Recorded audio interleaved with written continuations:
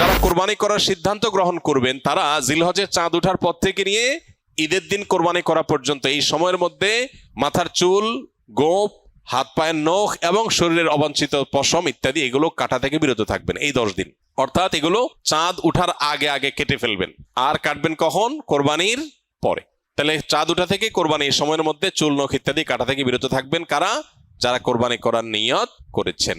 যদিও এখানে কোরবানি যারা করার নিয়ত করেন নাই সে মানুষগুলোর জন্য এই আমলের কথা অনেক উলামা একরাম বলেন এবং উভয়টার সপক্ষেই কম বেশি দলিল এবং যুক্তি আছে।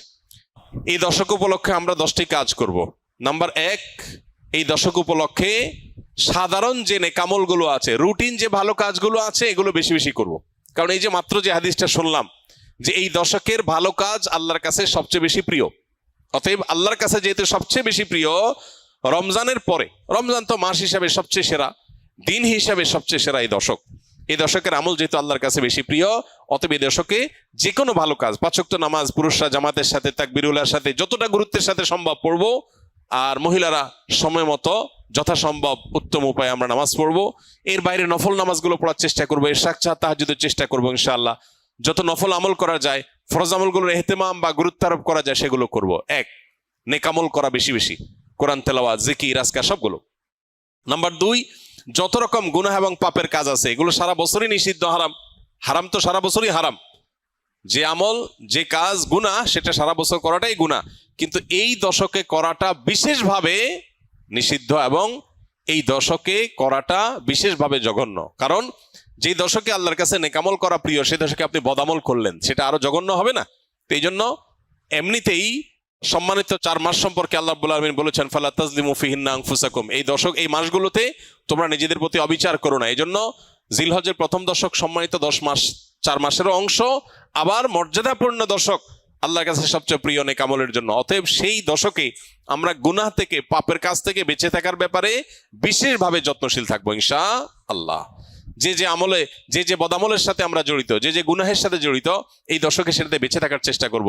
মোবাইলে, সোশ্যাল মিডিয়াতে, ফেসবুকে, হোয়াটসঅ্যাপে, ইউটিউবে কোনো হারাম জিনিস দেখবো না, শুনবো না এবং হারাম কাজ করবো না ইনশাআল্লাহ। নাম্বার 3, বেশি বেশি আল্লাহর জিকির করা। কারণ আল্লাহ তাআলা সূরা হজের 28 নম্বর আয়াতে এই নির্দিষ্ট দিনগুলোতে আল্লাহ বেশি বেশি জিকির করতে নির্দেশ করেছেন। অতএব বেশি বেশি আল্লাহর জিকির, যত রকমের আল্লাহ জিকির হতে পারে, মুখের জিকির, অন্তরের জিকির, এই জিকিরগুলো বেশি বেশি করবো ইনশাআল্লাহ। নাম্বার 4, যাদের হজের তৌফিক হয়েছে তারা এই দশকে হজ করবেন, হজ শুরু করবেন 8 তারিখে। আর নাম্বার 5, যাদের কোরবানির তৌফিক আছে তারাও কোরবানি করবেন, কারণ মান ওয়াজাদা সাআতান লিআন ইউযাহিয়া ওয়া লাম ইউযাহি ফালা ইয়াকরাবান্না মুসাল্লানা, যার কোরবানি করার সামর্থ্য আছে অথচ কোরবানি করলো না, নবী সাল্লাল্লাহু আলাইহি ওয়াসাল্লাম সতর্ক করেছেন, হাদিসে সতর্ক বাণী এসেছে, সেজন্য মুসলমানদের ঈদগাহে না আসে। এই জন্য কোরবানি করা এটা হলো 5ম আমল এই দশকের, যাদের তৌফিক আছে। 6 নম্বর আমল হলো, যারা কোরবানি করার সিদ্ধান্ত গ্রহণ করবেন তারা জিলহজের চাঁদ ওঠার পর থেকে নিয়ে ঈদের দিন কোরবানি করা পর্যন্ত এই সময়ের মধ্যে মাথার চুল, গোঁফ, হাত পায়ের নখ এবং শরীরের অবাঞ্ছিত পশম ইত্যাদি এগুলো কাটা থেকে বিরত থাকবেন এই 10 দিন। অর্থাৎ এগুলো চাঁদ উঠার আগে আগে কেটে ফেলবেন। আর কাটবেন কখন? কোরবানির পরে। তাহলে চাঁদ উঠা থেকে কোরবানি এই সময়ের মধ্যে চুল, নখ ইত্যাদি কাটা থেকে বিরত থাকবেন কারা? যারা কোরবানি করার নিয়ত করেছেন।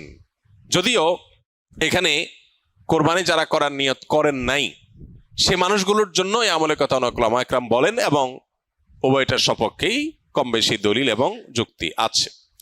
7 নম্বর আমল হলো বেশি বেশি তাকবীর, তাহমিদ, তাহলিল পড়া, যেটা মাত্র বললাম। উঠতে বসতে, চলতে ফিরতে, বাজারে ঘাটে, ঘর বাড়িতে, সব জায়গাতে আল্লাহু আকবার, আল্লাহু আকবার, লা ইলাহা ইল্লাল্লাহু, আল্লাহু আকবার, আল্লাহু আকবার, ওয়ালিল্লাহিল হামদ বেশি বেশি উচ্চারণ করা।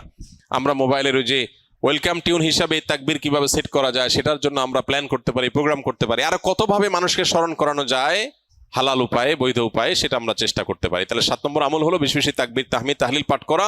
এটা এই 10 দিন ধরে রাত দিন কোনো সংখ্যা ছাড়া যার যতটুকু তৌফিক হয়। 8 নম্বর আমল হলো এই তাকবীরটাই আইয়ামে তাশরিকে, অর্থাৎ জিলহজের 9 তারিখ বাদ ফজর থেকে নিয়ে জিলহজের 13 তারিখ আসর পর্যন্ত প্রত্যেক নামাজের পরে একবার করে পাঠ করা, নারী পুরুষ সবাই। এটা আবশ্যক, সবাইকে করতে হবে প্রত্যেক নামাজের পরে একবার করে। এটা হলো তাকবীরে মুকাইয়াদ বলে, নির্দিষ্ট তাকবীর এই দিনগুলোতে এই নামাজের পরে। আর প্রথমটা বললাম 7 নম্বর আমলটা হলো সাধারণ তাকবীর, তাকবীরে মুতলাক, অর্থাৎ এই দশক জুড়েই সবসময় বেশি বেশি তাকবীর পাঠ করা। তাহলে 8টা আমল পেয়ে গেলাম। 9 নম্বর আমল হলো জিলহজের 9 তারিখে রোজা রাখা, যারা আরাফায় যেতে পারেন নাই, বিশ্বজুড়ে যে মুসলমানরা আছেন তারা এই দিন রোজা রাখবেন। এই দিনে রোজা রাখলে কি লাভ হবে? নবী আলাইহিস সালাম বলেছেন, আহতাসিবু আল্লাহ আন ইউকাফিরাস সানাতাল্লাতী ক্বাবলাহু ওয়াল্লাতী বা'দাহ। অর্থাৎ জিলহজের 9 তারিখে আরাফাত দিনে রোজা রাখলে কেউ তার 1 বছর আগের আর বেঁচে থাকলে অগ্রিম 1 বছর পরের গুনাহ আল্লাহ মাফ করে দিবেন।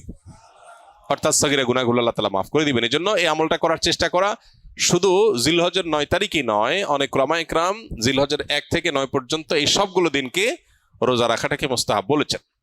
আর 10 নম্বর আমল হলো ঈদের দিনে যে সুন্নাহগুলো আছে সেগুলো পালন করা। অতএব জিলহজের এই দশককে আমল এবং ইবাদত দিয়ে সাজাবার চেষ্টা করবো তো আমরা ইনশাআল্লাহ।